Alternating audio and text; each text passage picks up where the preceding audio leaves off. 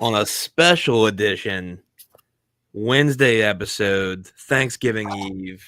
Um, what a night! What a weekend this past college football slate gave us. I'm Russo, as always, with my lovely co-host, the Coach Trey. How are we doing on this lovely Wednesday, man? I'm feeling good, bro. So obviously, the drinks will be flowing tomorrow.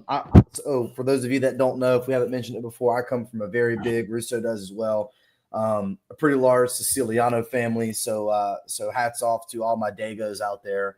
So we're gonna get together. We're gonna eat. We're gonna drink. We're gonna have to bring sweatpants to adjust for the waistline expanding, and we're gonna get weird, dude. But there's a common theme here that I'm seeing with this committee. There's a common theme that I'm seeing with some of these games and the spreads with Vegas.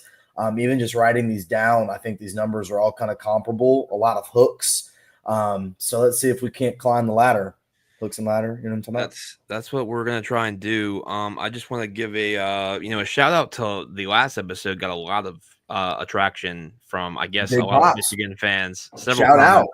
Shout out, For Michigan. those that haven't seen that stream, it is on our channel. I'll go ahead and say I will eat crow. I was wrong, on my stance of okay, the money issue, right? I mean, I will, especially after hearing Portnoy's story from yesterday, basically saying that Larry Ellison's wife and him connected, and basically got the deal done. And from what I hear, Larry Ellison has endless amounts of money. So to me, I agree. I think this is just a straight money move. I do retract my position on that. I was obviously acting like I just got broke up, with my high school sweetheart. So it was a tough day, especially getting the news prior to the show. So do go check that out. We do appreciate all the comments and feedback we get. And with that being said, yesterday, the committee released their rankings. Obviously, we had a pretty wild weekend, specifically in the SEC, which definitely showed in the polls. Um, our top four right now, as far as the rankings are concerned, are Oregon, Ohio State, Texas, Penn State. The next four being Notre Dame, Miami, Georgia, Tennessee, and then to wind up the top 10, SMU and Indiana. And the bracket, however, is different. But Boise State is the 4 seed, gets a bye. Miami's the 3 seed. So it's a little different how it's presented in the bracket compared to the ranking. So what were your initial thoughts? The committee kind of laid out another, you know, picket fence, should I say, on how they believe and feel the SEC is with their records this year.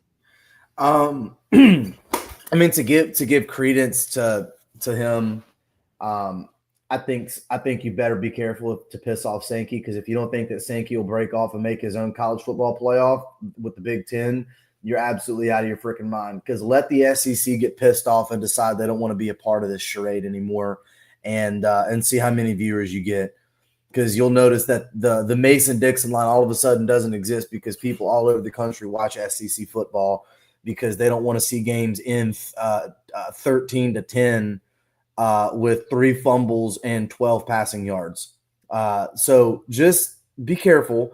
However, there's 2 sides to this coin, right? The one side is 12 best or 12 most deserving. So you kind of lose me a little bit whenever you say most deserving, because what do you consider as deserving? So on one hand, you go with they've won all their games that they were able to play. And then the other end is you've got a 3-loss team that would absolutely beat an undefeated, lesser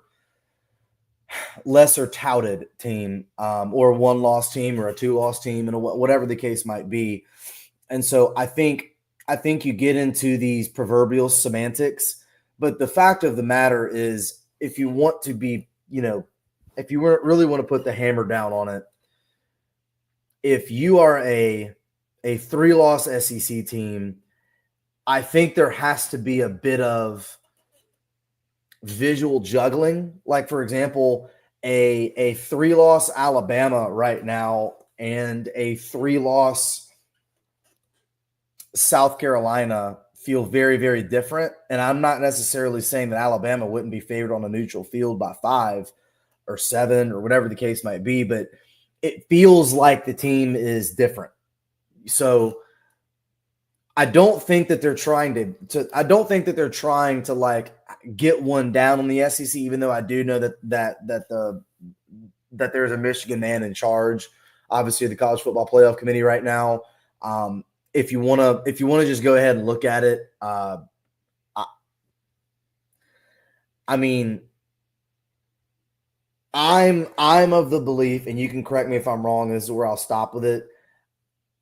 I'm of the belief that the real person that's getting crapped on, to me, if you're going to check in eyeball test and best and all these things, is Georgia.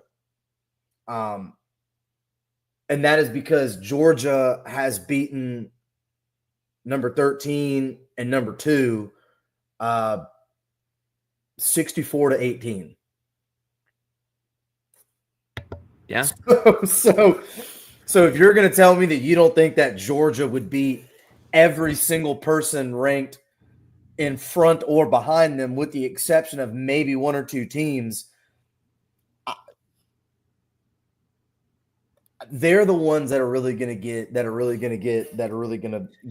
like their face stuffed in the toilet. But I wanted to segue into that too.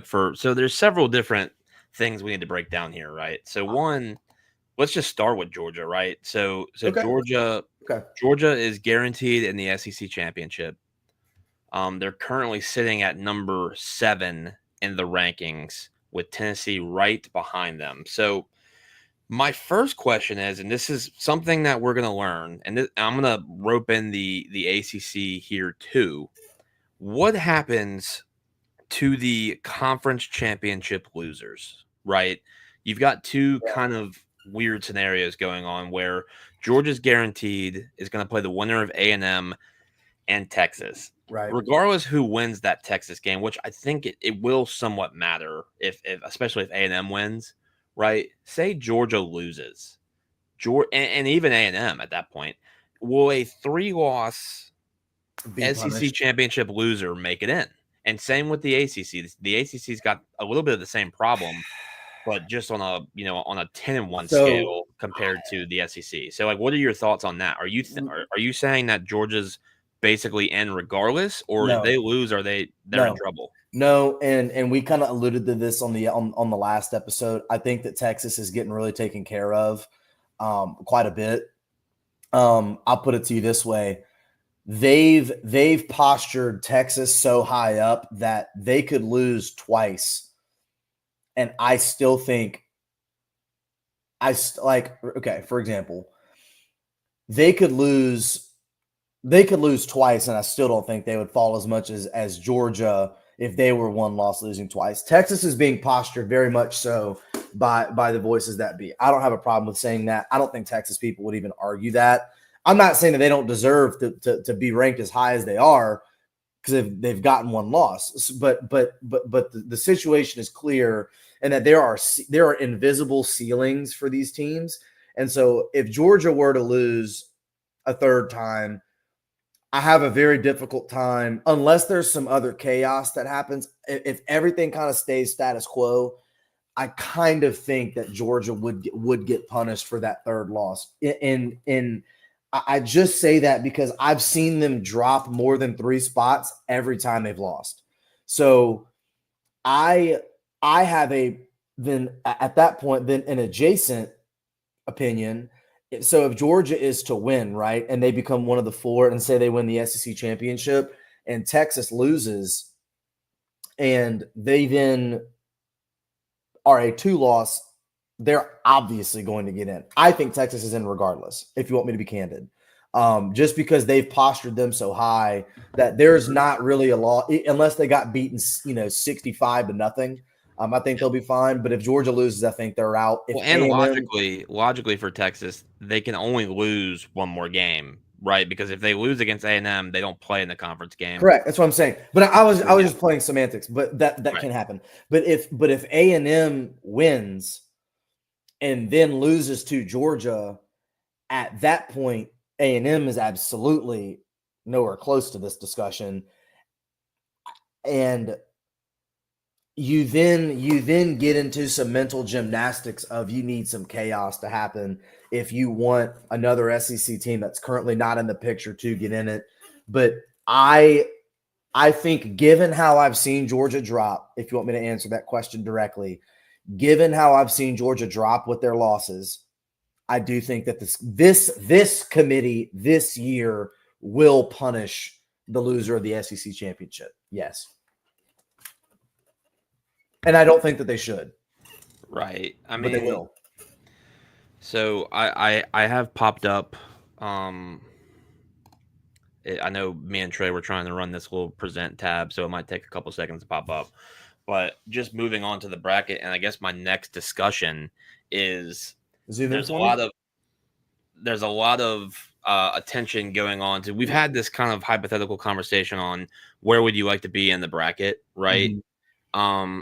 If you, by looking at this, please tell me you wouldn't want to be number 5, Ohio State, right? The best spot there is. It's the best spot there is. I had a conversation about that today earlier with 3 different people. Like Oregon, one that wanted to come on the show and talk about it, but yes, Oregon gets absolutely punished for doing their job, and I think this comes to a discussion of, do we recede? How do you fix this problem? But I guess the answer to this question is Ohio State's basically locked here, right? Or does Ohio State and Oregon play in the conference championship game? Mm-hmm. So, I mean, do they flip-flop at that point? I don't know. But, like, hypothetically, one of those teams is going to be the 5, right? So that is the best place to be. And honestly, I wouldn't be shocked if we get into this absolute weird scenario where they're trying to throw the games. Because to me, you get a bye week before the playoffs start. So, like, you get 2 weeks technically if you're one of the teams that gets a bye. And on this is, why would I want to play Georgia, Tennessee? Why not go play a home game against someone like Arizona State and then a neutral site game against Boise? Dude. To me, I think it's very clear where you want to be in this scenario. I think towards the bottom it works, right? You know, like the bottom half of this works, but it's just a very unfortunate scenario. Yeah. And my only other thing, I'll leave it to you after this, is I know the committee said that they're not going to look into, hey, 2 SEC teams playing, 2 Big Ten teams playing. I really hope we don't get into this conversation where this happens, right? I would like to see an even spread of SEC teams here. Like, for example, like flip out a few. Like, I don't want Georgia, Tennessee playing each other. At least in the first round. I don't want Penn State, Indiana playing each other. Spread these teams out so we can start at least having the conversation of, haha, I told you so, right? Because, like, I would legitimately hate it if it ended like this right now, because this is just horrible to me. Like, this bracket sucks. Let Tennessee play Penn State. Let Georgia play Indiana. Let Notre Dame, you know, like, obviously there's a few interchangeable matches, but the 8-9, the 6-11 are what I'm really paying attention to. So I pray that doesn't happen. I don't think it will, because we have a lot of football left to go on here. So thoughts on that, and thoughts on anything else remaining with the bracket before we move on here? This bracket sucks. So I hate automatic qualifiers. I didn't think that I would feel that way, but I think I'm starting to, primarily because I think that you are now giving the benefit of the doubt of someone getting a bye, strictly because they won their division, but their division may suck. So I know that this is the Sunday model and it works. These aren't professionals though.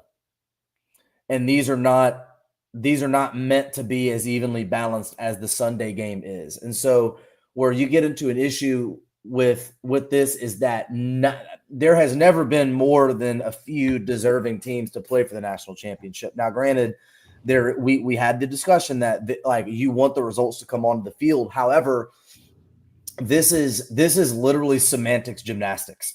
Like you're not going to make me believe that there is a soul that doesn't live out that lives outside of South Bend that thinks that Notre Dame today is beating Texas. Now, granted, I think it would be closer than some might feel, but Notre Dame is not better than Texas, and they're not getting beat by SMU today. It would have to be a bad day at the office for Notre Dame to get beat in the trenches by SMU. Now, where you do, however, to play devil's advocate to your point, I do think that Indiana and Penn State is a much more evenly matched game than your 7-10 game. So your 6-11 game would be a much more intriguing watch to me than 10-7, and 8-9 would obviously be better than 5-12. But I think if you're basically in the 5 seed, you're praying to be there. So much so that I'm not, again, I know we've talked about this before, but like in the event that you lose the Big Ten championship game and you end up losing the 1 seed, you're hoping to God that you stay in that 5 seed. But dude, if you don't and you get your ass beat and you end up in the 6 seed, who cares? Because you're now if this is how it stays, you're now getting to play someone that you've already beaten the brakes off of in Indiana, and then you get what I think today is the weakest of the four buy seeds. So I really don't see how this can continue in this way. I really don't think that the automatic qualifiers is really the way to go. I don't loathe it, but I don't love it, to be honest with you. Yeah. And shout out, we've got several watchers, including a Notre Dame fan and Ian, and a Texas fan and Snee, and I'll go ahead and throw in a good Saints fan and Chad. And are they and I'll say this because I'm thinking about this, and not to just cut you off because you're talking about Chad, but it or is Notre Dame being fairly ranked? Because I'm the more, which by the way, to their benefit, even if it was early on in the year and everyone says early year wins, matter less. I disagree with that. They went on the road and beat A&M, who is playing to be in the SEC championship today.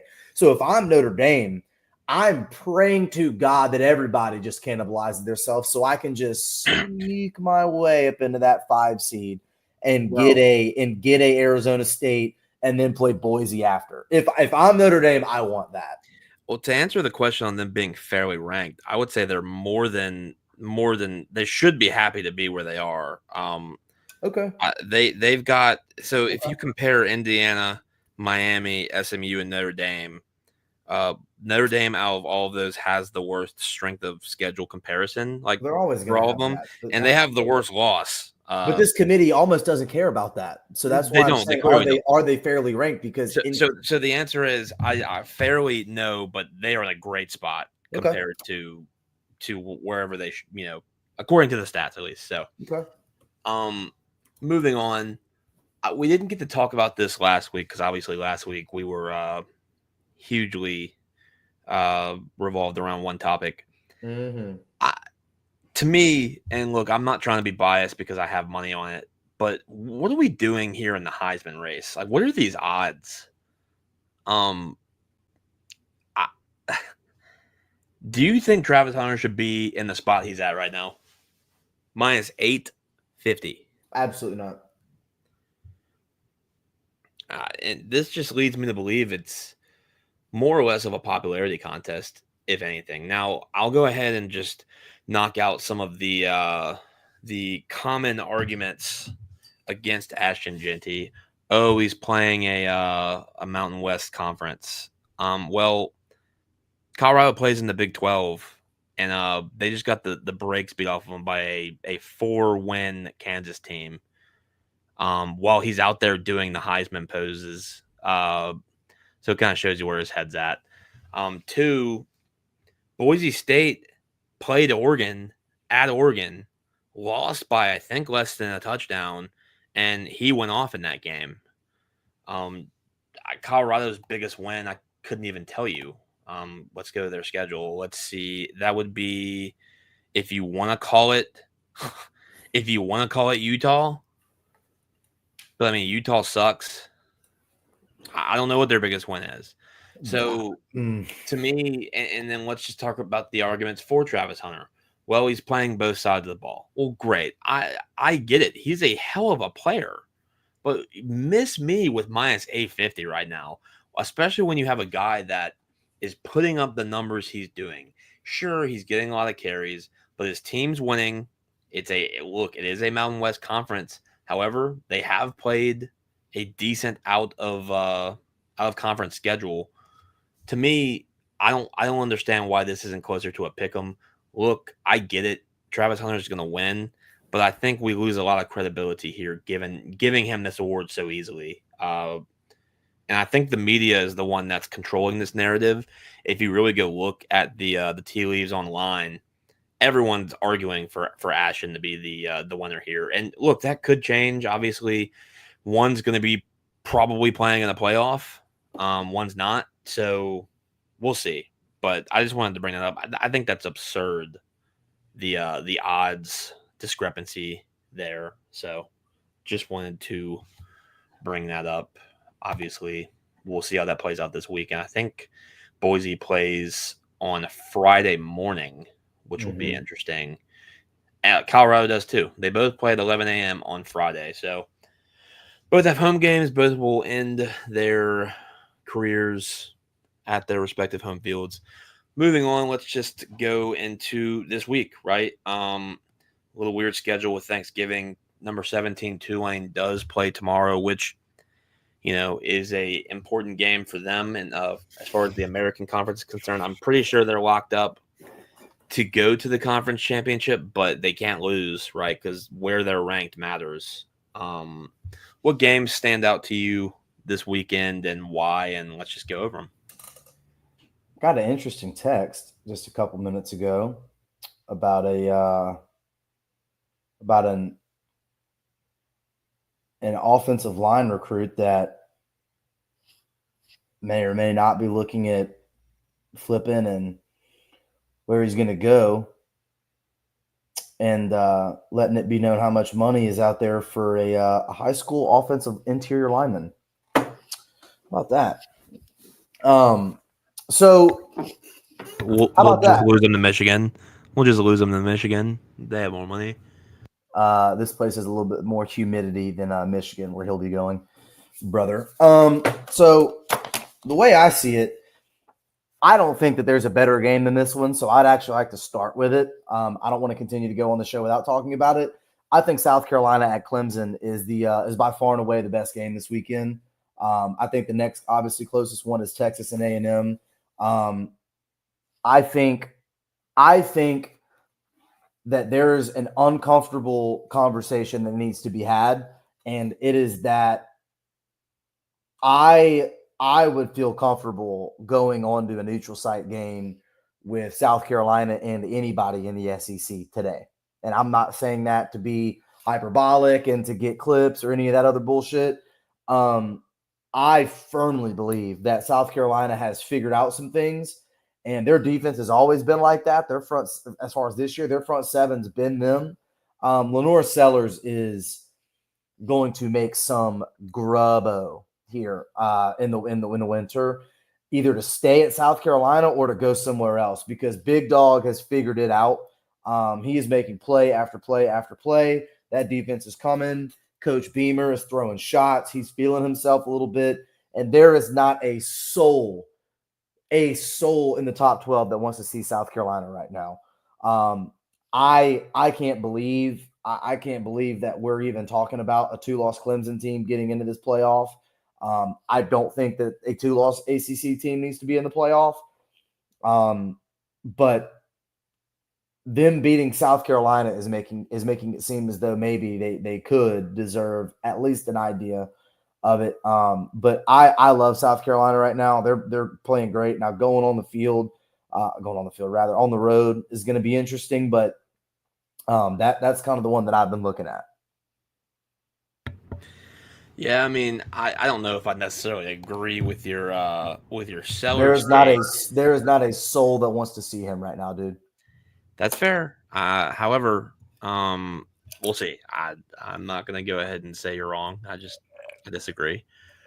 Um, so I mean, as far as the games are concerned, I mean, the important ones. Let's just start with Texas and A&M, right? I mean, I know you believe the game in South Carolina is more important. I mean, the winner of this, I mean, A&M season's on the line here, right? I Yep. mean, they're number 20. I agree, but they control their fate. Back-to-back wins here gets them in. They're +5 at home against Texas, coming off of a really bad loss. Buddy Snee, who loves Texas, who has been telling me to fade them in certain aspects according to the spread, is telling me he loves this line. I don't know if I necessarily agree, but because he feels so confident, I might stay away. If I didn't hear that opinion from him, I'd probably lean A&M on the points. Because Texas, like, what is Texas doesn't need to win this game. We talked about it. Texas loses, they're still in. Do they want to buy? Sure, but I guess the posturing is going to come when we get, I guess, closer to the conference championships, and that's next week. So we'll see how they play. I think Texas A&M will keep it at least within 10 points, but we'll see. Another big game based on what I'm seeing in the Big 12. You got Kansas State, Iowa State, 24-18. I believe Arizona State is the highest team right now as far as the Big 12 is concerned. Mm-hmm. I don't really know the scenarios. There is a world, and I was listening to a couple shows earlier. There's a world where the Big 12 conference champion does not make the playoffs. There is some chaos that would need to happen, obviously, but it goes to the obviously it goes to the next best conference team, right? So with Boise taking that non-power 4 spot, there's only one conference championship team available, and if you're looking at the rankings, I mean, Tulane's up there at 17 now. If Arizona State wins, just based on how they're placed right now, Arizona State would be in. But if Arizona State loses, if Iowa State loses, if we get just this huge logjam up here, who knows what happens with the Big 12? So definitely need to pay attention to that. As far as a betting perspective, I mean, I don't really know if I love a lot of games this weekend. I was a huge fan, last week of watching the chaos. I think we're going to get another chaotic weekend. If you want to briefly discuss, the LSU game, LSU plays Oklahoma in the season finale. Oklahoma coming off of an impressive victory against Alabama this past weekend. LSU -6 at home, another Saturday night in Tiger Stadium. Just thoughts on that game before we put a bow tie on this? I think Jackson Arnold can do a lot of things well. That RPO is really what they kind of got that offense around for him. Now, they've since fired the coordinator, obviously, but I really don't think that LSU wants to see him get in a rhythm. I think he can scoot, really. That's kind of like the best way I could put it is he can scoot. And he's fiery, man. I mean, that guy's fiery. I like to think that LSU should be able to try to do some similar things that they did with Vanderbilt and how they want to do it. But that was also more of a triple option more than an RPO, type of situation. So I'll maybe take the over in the points depending on what they're at. I'm not really sure what that might be, but 47.5 right now is the total, and it's yeah. -6 on the dot as far as the spread. I kind of like the over a little bit if I were to look at it. I kind of like A&M to cover an alternate line. I kind of like Auburn to possibly cover 11.5. I kind of like Notre Dame to cover. I kind of like South Carolina to potentially cover an alternate line. I like Tennessee to potentially cover an alternate line, and I think Ohio State is going to absolutely put it down on Michigan. But they're going to be in regardless, much like Texas. So yeah.